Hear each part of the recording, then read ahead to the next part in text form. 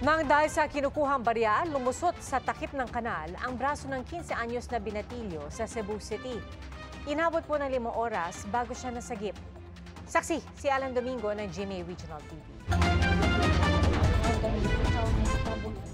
Hawak-hawak ng lalaking yan ang kamay ng kasamahang 15 anyos na nakalusot ang braso sa takip ng kanal sa Cebu City. Pahirapan ang pag-rescue sa binatilyo. Gumamit ng reciprocating cutter ang mga rescuer pero nabali ang 5 blades nito kaya gumamit na sila ng hydraulic cutter para tanggalin ang mga bakal at mailabas ang naipit na braso ng binatilyo. Piit magod kaistaran siya nga og among gamitan ng mga power tools kaya makuyaw mi mga basig mapiit nga katong among reciprocating susad nangahurot ang among bala nga murag 5 kabuk among nahurot nya nahurot kay nangaputol. Matapos ng 5 oras, tuluyang naputol ang bakal at nailigtas ang biktima na diniretso agad sa ospital.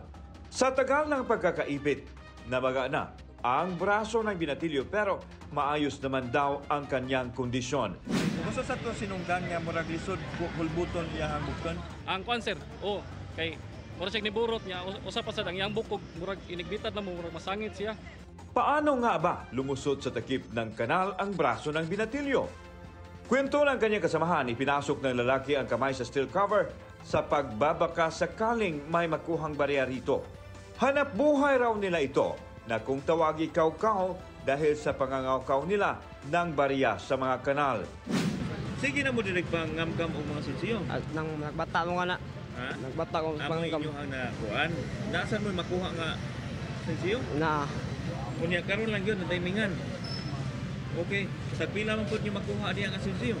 sa kwenta ba na ko ang kape nila.